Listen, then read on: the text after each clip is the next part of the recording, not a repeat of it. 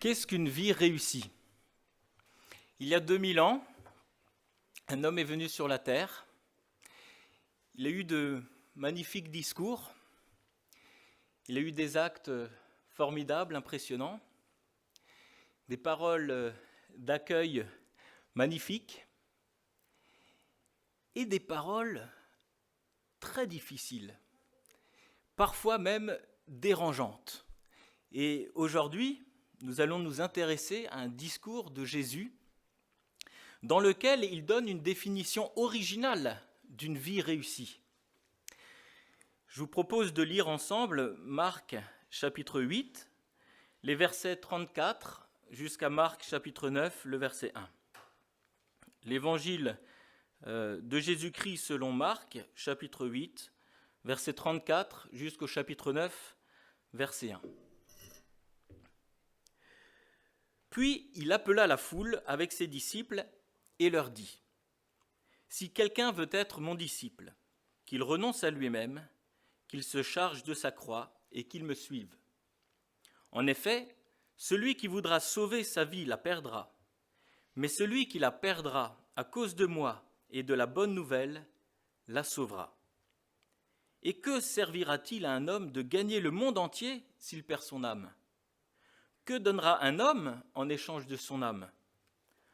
En effet, celui qui aura honte de moi et de mes paroles au milieu de cette génération adultère et pécheresse, le Fils de l'homme aura aussi honte de lui quand il viendra dans la gloire de son Père avec les saints anges.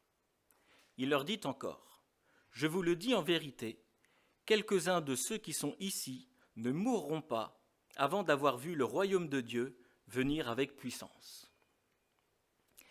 Quel discours challengeant, quel discours plein de défis. Nous allons voir que pour Jésus, réussir sa vie, c'est un sacrifice total entre ses mains. Mais nous verrons ensuite que cela en vaut la peine. Et puis finalement, nous terminerons notre réflexion avec cette question : gaspiller ou investir sa vie ? Un sacrifice total. Pour quelle raison suivre Jésus ? En fait, notre texte commence par le petit mot « puis » dans ma traduction. Ça veut dire qu'il y a un lien avec ce qui précède. Ce qui précède, je vous lis donc l'évangile chapitre 8, l'évangile de Marc chapitre 8, versets 27 à 33. Jésus s'en alla avec ses disciples dans les villages voisins de Césarée de Philippe. Il leur posa en chemin cette question : « Qui suis-je d'après les hommes ?» Ils répondirent : « Jean-Baptiste d'après certains, Élie d'après d'autres, l'un des prophètes. »« Et d'après vous, qui suis-je » leur demanda-t-il. Pierre lui répondit : « Tu es le Messie. » Jésus leur recommanda sévèrement de n'en parler à personne. Alors il commença à leur enseigner qu'il fallait que le Fils de l'homme souffre beaucoup, qu'il soit rejeté par les anciens, par les chefs des prêtres et par les spécialistes de la loi, qu'il soit mis à mort et qu'il ressuscite 3 jours après. Il leur disait cela ouvertement. Alors Pierre le prit à part et se mit à le reprendre. Mais Jésus se retourna, regarda ses disciples et réprimanda Pierre en disant : « Arrière Satan, car tes pensées ne sont pas les pensées de Dieu, mais celles des hommes. » L'idée d'un Messie souffrant est très dérangeante. C'est difficile à comprendre. Ben oui, puisque le Messie, c'est le roi qui vient délivrer son peuple. Alors comment pourrait-il souffrir et même mourir ? Donc c'est difficile à comprendre, mais c'est aussi difficile à vivre. Parce que si le Messie souffre, ça veut dire que ceux qui vont suivre le Messie vont aussi souffrir. Donc c'est difficile à comprendre l'idée d'un Messie souffrant. Alors Jésus fait le point dans le discours que nous sommes en train de voir. Il fait une mise au point pour que ce soit clair pour tous. Suivre Jésus, c'est abandonner complètement sa vie à lui. Et cela demande un sacrifice total. Il met donc les choses au clair parce que beaucoup de personnes suivaient Jésus pour ses miracles, pour ce que Jésus pouvait leur apporter à eux et non pour s'engager. Et nous, pour quelles raisons suivons-nous Jésus ? Est-ce que nous recherchons notre bien-être ? Est-ce que nous espérons recevoir des bénédictions matérielles, comme l'enseigne la théologie de la prospérité ? Est-ce que nous suivons Jésus par tradition? Voilà des questions qui sont aussi soulevées par ce discours. Alors, quelles sont les conditions pour le disciple de Jésus? Au verset 35, Jésus donne 3 conditions pour être son disciple. Si quelqu'un veut être mon disciple, qu'il renonce à lui-même, qu'il se charge de sa croix et qu'il me suive. Qu'est-ce que signifie renoncer à soi-même? Eh bien, renoncer à soi-même, c'est refuser d'orienter sa vie en fonction de ses petits intérêts personnels. En fait, on pourrait se dire, si ce que j'aime, si ce que je veux, si ce que j'ai entre en conflit avec le fait de plaire à Dieu, eh bien, il faut que je laisse tomber ce que je veux, ce que j'aime, ce que j'ai. C'est cela, renoncer à soi-même. C'est faire primer les intérêts de Dieu avant les siens. C'est dire, comme Jésus l'a dit lui-même, que ta volonté soit faite et non la mienne. Quelques exemples. J'ai un ami, Nicolas, qui a renoncé à une grande carrière dans l'économie. Il avait fait les grandes écoles de commerce pour s'engager dans une mission chrétienne et gagner un petit salaire.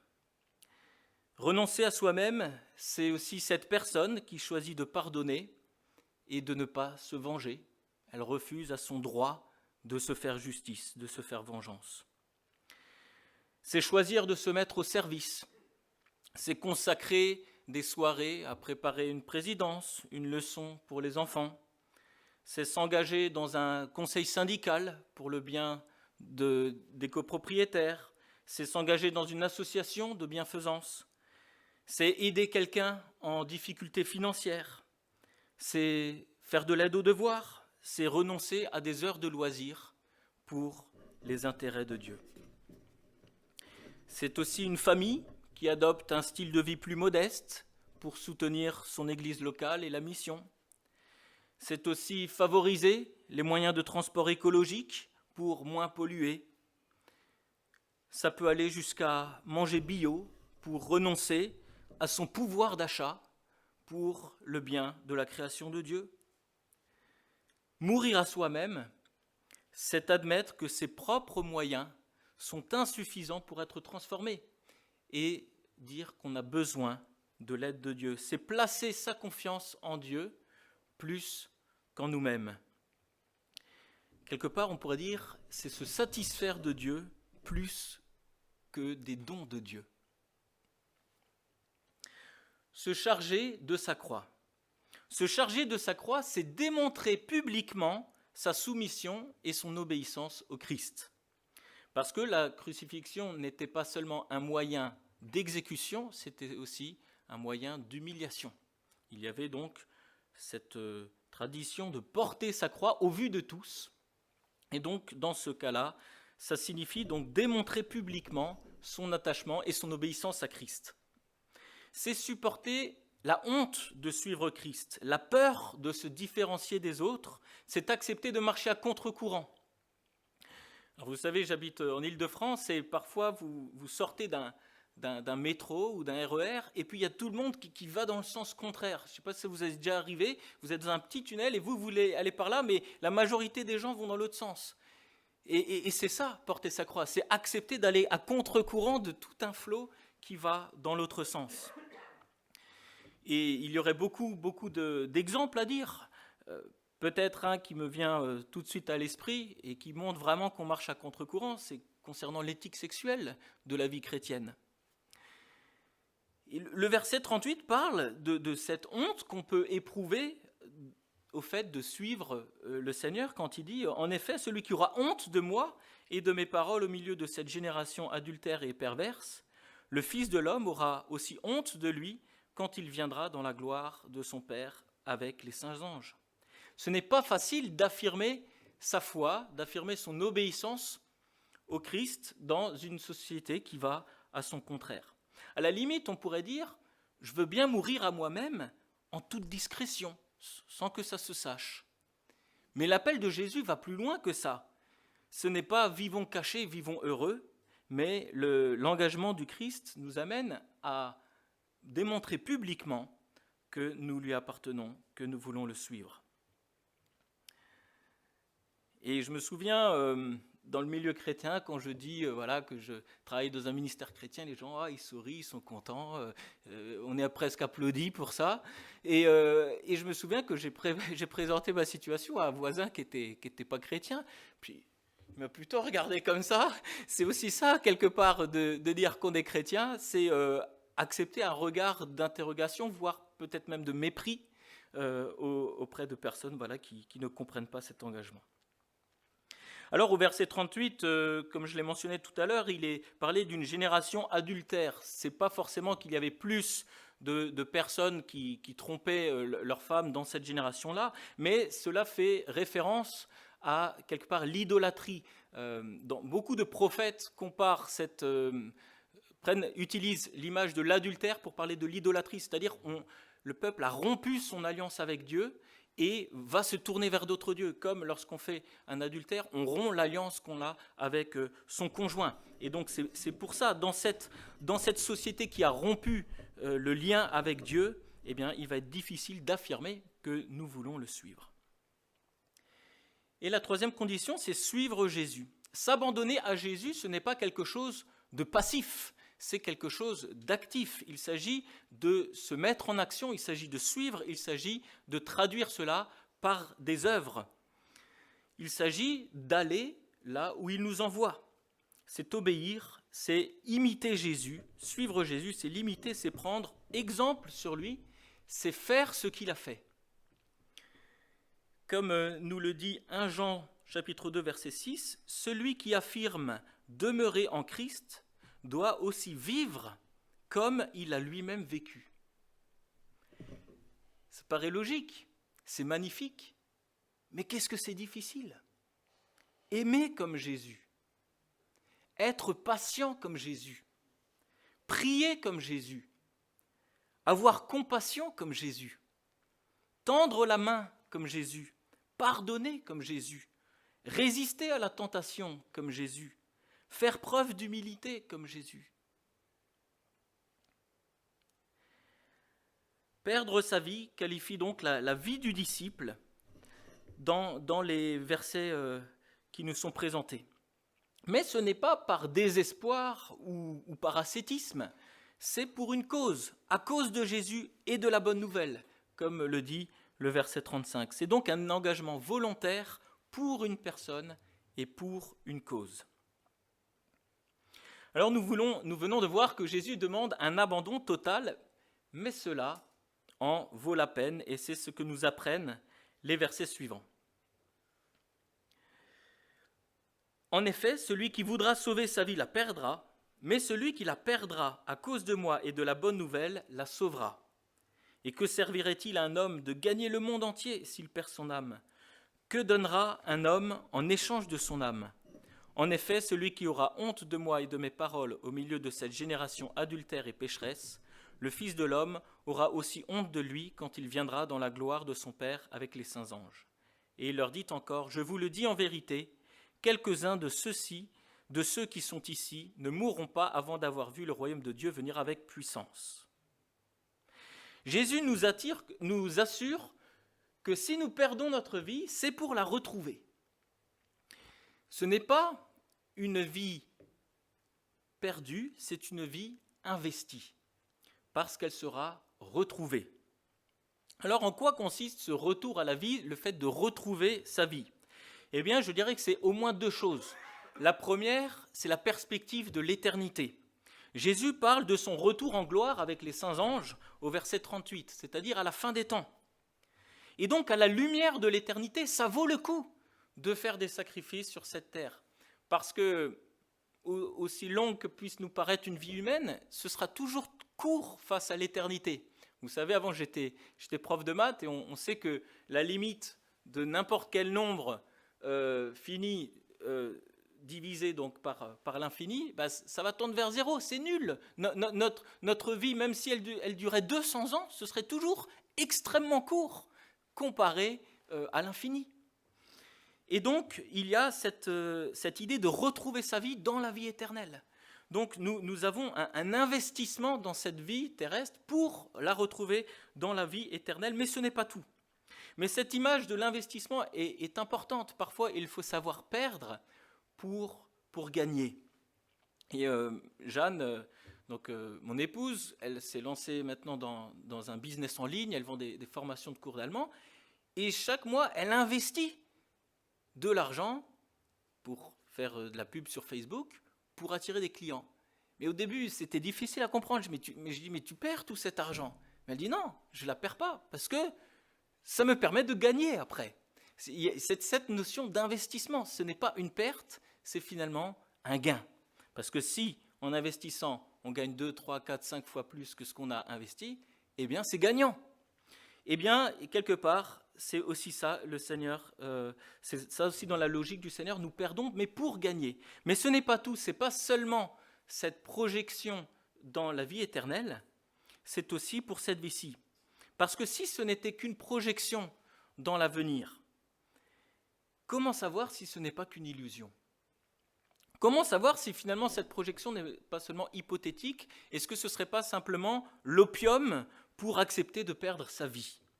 Comment savoir que cela aura bien lieu? Est-ce que Jésus ne pourrait pas nous donner un signe que cela est bien vrai?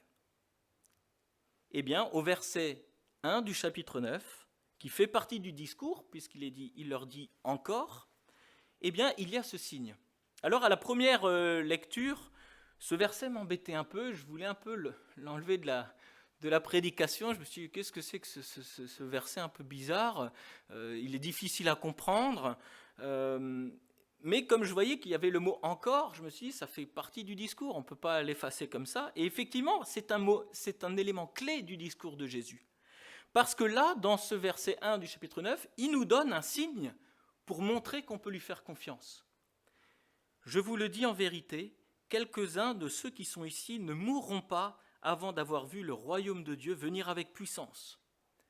Alors on peut se demander, de quoi parle-t-il ici ? Alors plusieurs hypothèses ont été avancées. Certains pensent qu'il parle de la transfiguration. Effectivement, quelques versets après, on voit donc ce phénomène de gloire de Jésus-Christ qui se met comme à briller.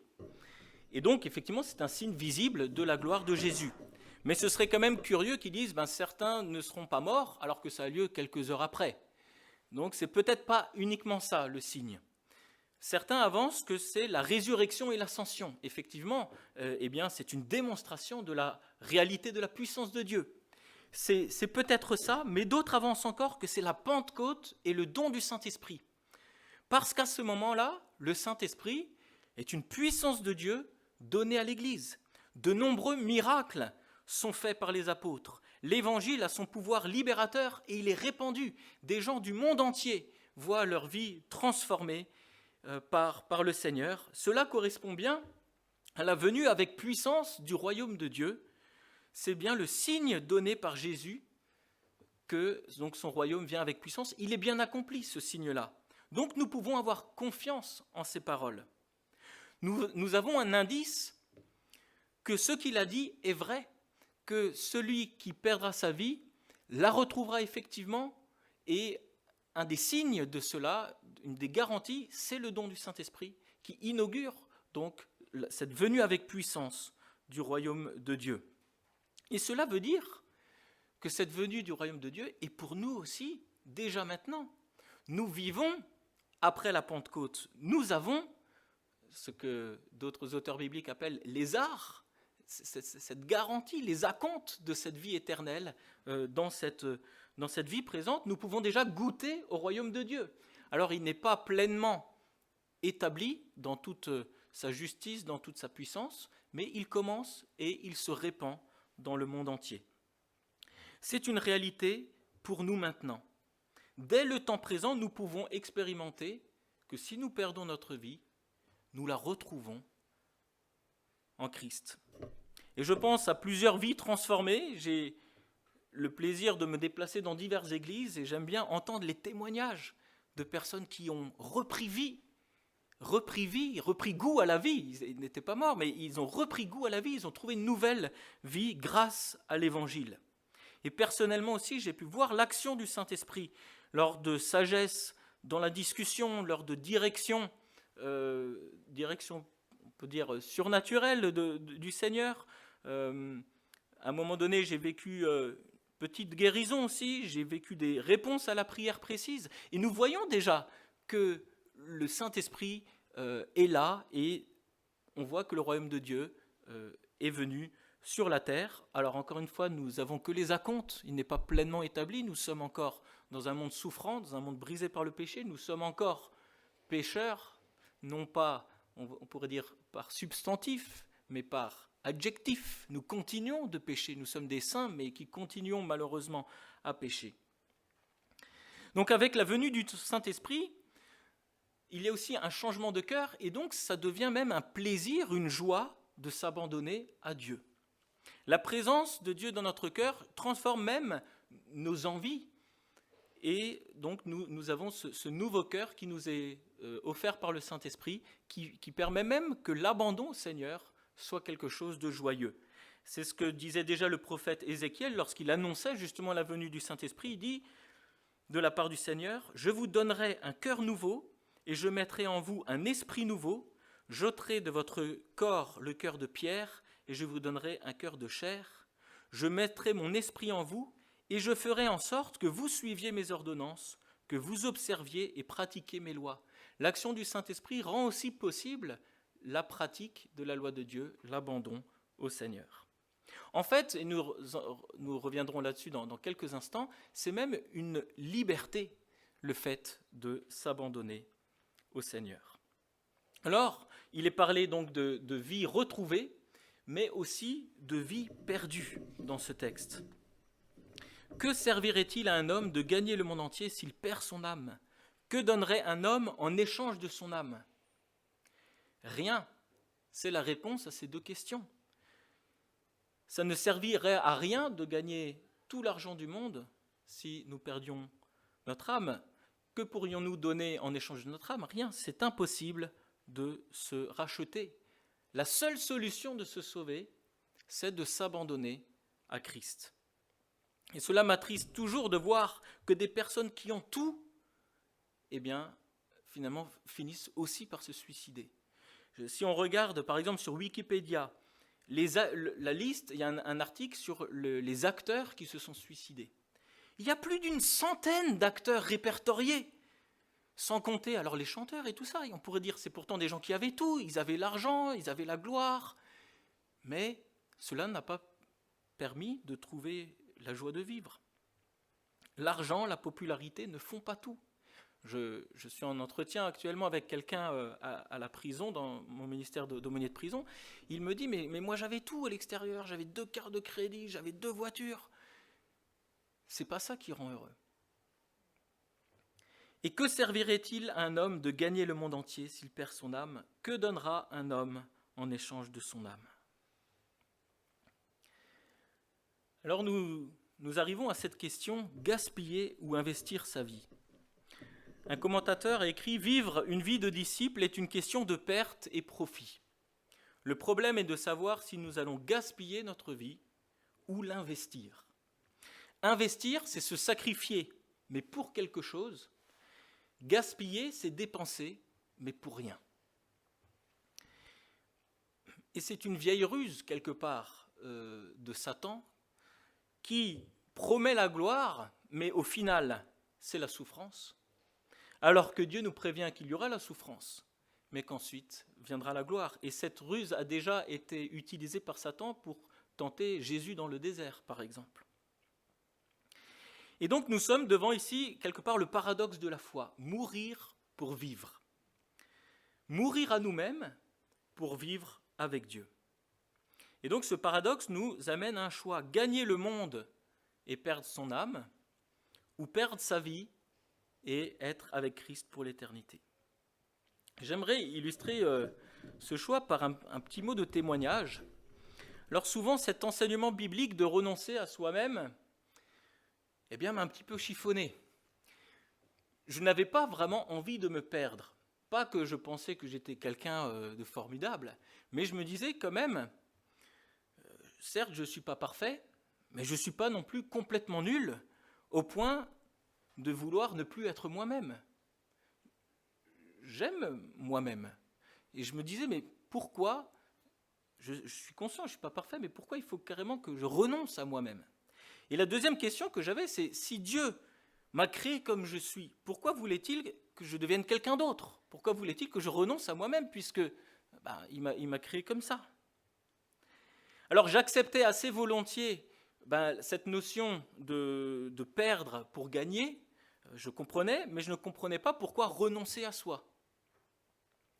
J'aimais la personne que j'étais, et si Dieu m'avait créé comme cela, pourquoi voulait-il que je change? Jusqu'au jour où j'ai eu un éclairage comme une illumination, lorsque je suis tombé sur ce passage. Colossiens chapitre 1, et le verset 16. Car en lui ont été créées toutes les choses qui sont dans le ciel et sur la terre, les visibles et les invisibles, trône, dignité, domination, autorité. Tout a été créé par lui et pour lui.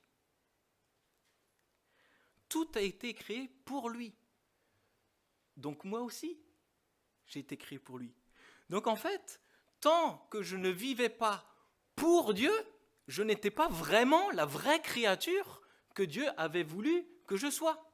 Je n'étais pas le vrai Thomas tant que je ne vivais pas pour Dieu, puisque toutes choses ont été créées pour Dieu. C'est pas en fait que je devais renoncer au Thomas, mais c'est que je devais devenir le vrai Thomas que Dieu avait voulu que je sois. C'est pas que Dieu avait créé Thomas puis il dit bon maintenant il faut qu'il renonce à lui-même et on va faire quelqu'un d'autre. Non, c'est la meilleure version de Thomas, c'est celle qui vit pour Christ. Et tant que je ne vivais pas pour Christ, je n'étais pas vraiment la créature que Dieu voulait que je sois. Si nous voulons être vraiment nous-mêmes, eh bien, nous devons vivre pour Dieu, puisque c'est pour cela que nous avons été créés. Et tant que nous ne vivons pas pour Dieu, nous ne sommes pas vraiment la créature que nous sommes censés être. C'est pour ça que beaucoup de gens aussi ne trouvent pas leur... On parle des fois de l'alignement personnel. Qui suis-je? Voilà, on fait beaucoup de choses pour essayer de se découvrir. Mais la vraie personne pour laquelle nous avons été créés, c'est une personne qui est totalement abandonnée à Dieu. Le philosophe danois Søren Kierkegaard utilise l'image du plongeoir pour parler de la foi. Il dit que la foi, c'est s'élancer d'un plongeoir tellement haut qu'on n'est même pas sûr qu'il y a de l'eau en bas. On saute, on s'abandonne et Dieu nous rattrape. Et en fait, il utilise cette expression, je crois que c'est de lui si je ne me trompe pas, nous nous connaissons par le détour de Dieu. En fait, Dieu, nous nous abandonnons, Dieu nous rattrape et là il nous dit qui nous sommes vraiment. Et cela est extrêmement libérateur. Nous sommes aimés, nous sommes pardonnés, nous avons une valeur. Le Seigneur veut passer l'éternité avec nous. Parce que quand on essaie de se définir par soi-même sans s'abandonner, sans se retrouver par le détour de Dieu, c'est extrêmement fragile. Parce que tant que ça marche bien, ça va, mais quand tout s'écroule. Beaucoup de gens se définissent par le regard des autres. Je suis quelqu'un à cause de l'image que les autres renvoient de moi. Alors tant que ça va bien, tant qu'on arrive à montrer bonne figure, on est content et notre vie peut se bâtir là-dessus. Mais le jour où on a des critiques, le jour où on dérape, le jour où le regard des autres ne correspond plus à notre attente, qui sommes-nous ? C'est terrible. D'autres personnes se définissent par leurs expériences. Moi, j'ai fait tel voyage, moi, je fais du surf, moi, je fais ceci, moi, je fais ça. Tant que ça marche, c'est formidable. Mais le jour où, par exemple, la personne qui avait défini son identité comme surfeur a un accident, se retrouve handicapé et ne peut plus faire de surf, qu'est-ce qui se passe? Qui sommes-nous? C'est très fragile. Tant que nous nous définissons, peut-être même par nos compétences, j'ai tel diplôme, j'ai tel poste dans mon entreprise, bientôt je vais passer le niveau au-dessus, et c'est ça mon identité. Mais le jour où il y a une crise économique et qu'on perd tout, qui sommes-nous à ce moment-là? En fait, c'est très fragile ces identités que nous nous construisons sans Dieu. Et j'aime beaucoup cette image où nous nous lançons, mais nous nous retrouvons en Dieu. Et là, c'est libérateur, parce qu'on ne dépend plus du regard des autres, on ne dépend plus de notre condition physique, on ne dépend plus de la santé de notre entreprise, on ne dépend plus de notre compte en banque, on dépend de Dieu, et on est dans sa main. Voulez-vous devenir la personne pour laquelle vous avez été créé ? Voulez-vous devenir votre vrai vous-même ? Acceptez-vous de vous connaître par le détour de Dieu ? Et si c'était cela qui comblait vraiment votre cœur ? Saint Augustin, disait ceci, un Algérien du IVe siècle, si je ne me trompe pas. Dans son livre Les Confessions, ça s'ouvre là-dessus.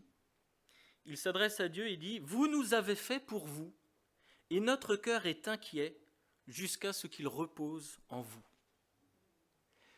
Nous avons été créés pour nous reposer en Dieu, pas pour nous définir par nous-mêmes.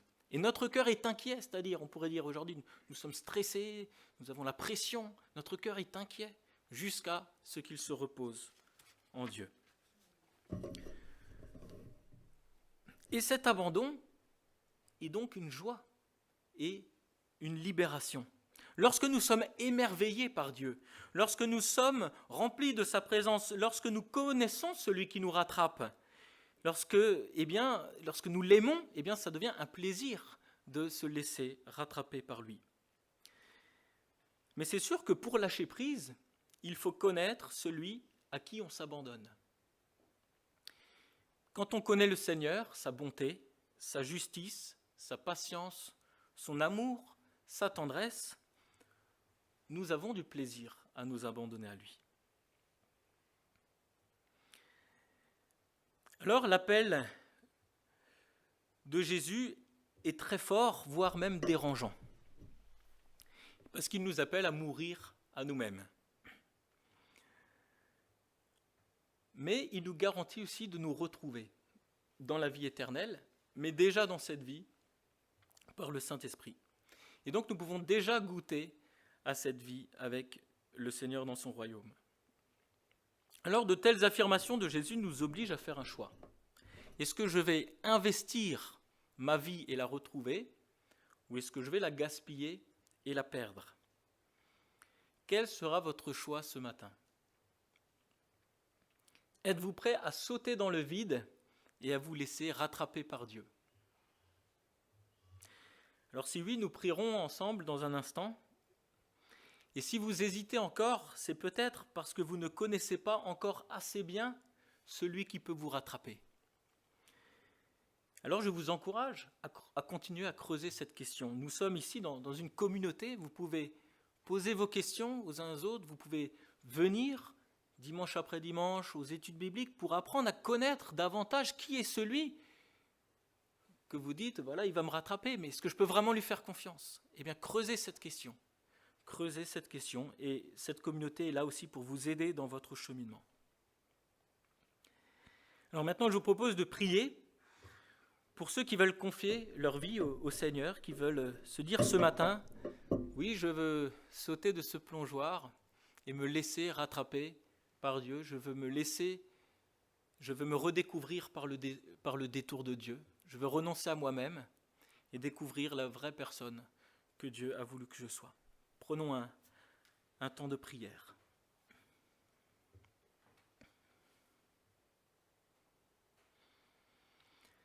Jésus, ton appel est total et je m'engage maintenant à te suivre, à m'abandonner à toi, à renoncer à moi-même.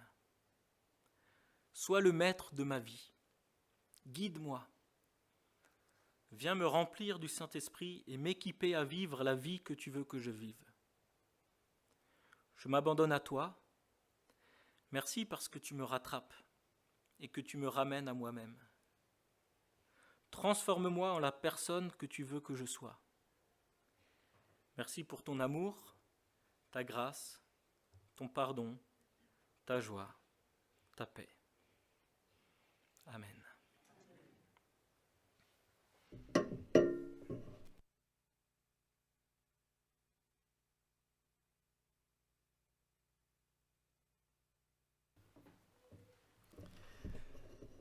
Merci beaucoup pour cet appel aux essentiels d'une vie. La meilleure version de moi-même, c'est moi-même ouvert à Dieu et avec tout ce que cela peut signifier de la part de Dieu comme générosité. Et nous voulons vraiment laisser cela retentir profondément en nous, soit pour ouvrir notre vie pour la première fois au Seigneur, soit pour vraiment renouveler ce don de nous-mêmes. Nous allons ensemble l'exprimer par un chant. Entre tes mains, j'abandonne tout ce que j'appelle le mien. Et c'est vraiment l'abandonner pour mieux retrouver ce que Dieu veut nous donner.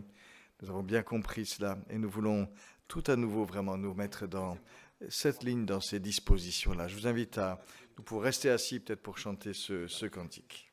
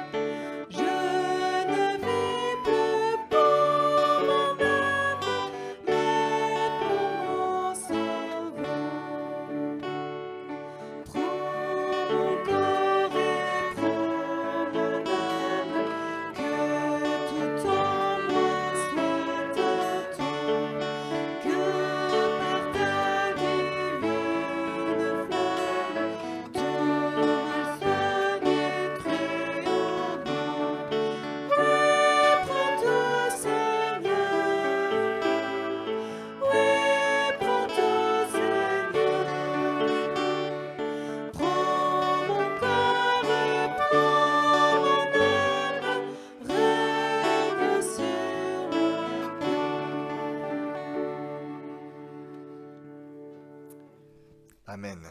Amen. Voilà, nous voulons laisser tout cela retentir en nous et continuer aussi à vivre vraiment dans le sens de cet engagement pour pouvoir vraiment marcher dans cette vraie vie que le Seigneur nous invite à suivre. Je vais redonner la parole à Thomas pour qu'il puisse nous dire quelques mots maintenant concernant son ministère. On a le plaisir aussi de l'accompagner, de prier pour lui, de le soutenir aussi. Et donc, nous voulons vraiment entendre quelques mots de ce qu'il fait dans l'œuvre de Dieu. Merci. Donc là, on peut mettre la vidéo en même temps. Merci beaucoup pour cette possibilité de présenter quelques mots le ministère qui se divise, on pourrait dire, en trois axes principaux. Donc il y a les déplacements, il y a le ministère sur Internet, et puis aussi le travail d'aumônier de prison, et puis ensuite différents comités, différentes institutions dans lesquelles j'ai le plaisir aussi de servir. Alors d'abord, au niveau donc, des déplacements du ministère, il y a deux choses principales, c'est la prédication de l'Évangile ou bien la formation au témoignage. Et un point fort de cette année, c'était la soirée jazz organisée par les groupes bibliques universitaires de Paris, où on m'avait donné 10 minutes maximum pour traiter d'un sujet très original, Jésus et le jazz. Et donc c'était vraiment un temps très, très intéressant. C'était pour la première fois, je me suis dit, je vais prêcher sans notes, j'ai 10 minutes, il faut que j'envoie quelque chose. Et voilà, c'était intéressant parce qu'il y a dans cette soirée-là une grande majorité de personnes non chrétiennes qui pouvaient donc entendre quelque chose de l'Évangile. Ensuite, au niveau d'Internet, eh bien, je produis quelques vidéos sur YouTube. J'ai une chaîne qui s'appelle Thomas le Pasteur. Et donc, c'est des vidéos dans ce qu'on appelle l'apologétique, c'est-à-dire que j'essaye de répondre à des questions, à des objections que les gens ont contre la foi chrétienne. Et puis, il y a tout un travail aussi de commentaires. Il faut répondre après à toutes les personnes qui écrivent des commentaires, tout ça. Et puis, dernièrement, j'ai été encouragé parce que une jeune fille qui vient d'une autre religion m'a contacté sur Instagram et elle a dit « mais je crois que Jésus, c'est la vérité ». Alors comme elle habitait dans un autre pays, j'ai pu trouver des chrétiens de cet autre pays et je lui ai donné des coordonnées. Et donc j'espère eh bien, que cette personne pourra continuer son cheminement spirituel sur Internet. À la prison, il y a donc l'animation de culte. Nous sommes 4 aumôniers protestants à Meaux. Et donc, nous avons le privilège de nous alterner pour les cultes. Et il y a aussi donc tout ce travail d'entretien. Et dans ce travail d'entretien, je me rends compte encore plus, même si c'est une évidence, mais là, on le réalise vraiment qu'on a besoin de l'action du Seigneur, parce que nous ne pouvons pas changer le cœur des gens. Et donc, cela nous pousse aussi à la prière. Notamment, là, je discute avec quelqu'un qui a du mal à pardonner, parce qu'il en veut terriblement à la personne qui l'a envoyé en prison, et il parle de se venger violemment quand il va sortir. Et donc on fait tout un travail sur le pardon que le Seigneur nous demande. Autrement, sinon, dans le cadre de l'église locale, donc je sers en tant qu'ancien et président de l'église, et donc actuellement nous avons une location uniquement le dimanche matin, donc nous installons, nous désinstallons. C'est en fait un studio de danse qui nous loue ces locaux le dimanche matin. Et nous sommes très bien dans ces locaux-là. Et peut-être qu'un jour, voilà, nous espérons au plus long terme quand même avoir nos locaux à nous. Mais pour le moment, nous sommes heureux là. Et nous avons donc avec Jeanne un groupe de discussion. C'est un groupe que nous avons à la maison où nous discutons autour de textes de la Bible, surtout pour faire connaître la Bible à des gens qui ne la connaissent pas trop. Alors je n'appelle plus trop ça un groupe découverte parce que les gens qui sont là, finalement maintenant nous suivent depuis quelques années, donc ils ne sont plus des tout découvrants de la Bible, mais on voit les textes fondamentaux de la Bible ensemble et on en discute. Et même dernièrement, nous avons regarder un film chrétien ensemble pour ouvrir le thème de la foi dans la souffrance. Donc je sers au sein de France Évangélisation, c'est l'association qui m'envoie. Et donc là, je suis notamment le responsable d'un programme qui s'appelle le M2E, Multiplier les évangélistes pour les églises locales. Donc c'est un programme où les églises envoient pendant 3 ans, envoient à raison de 2 week-ends par an, pour qu'on les forme, pour qu'après ils soient moteurs de l'évangélisation dans leur église.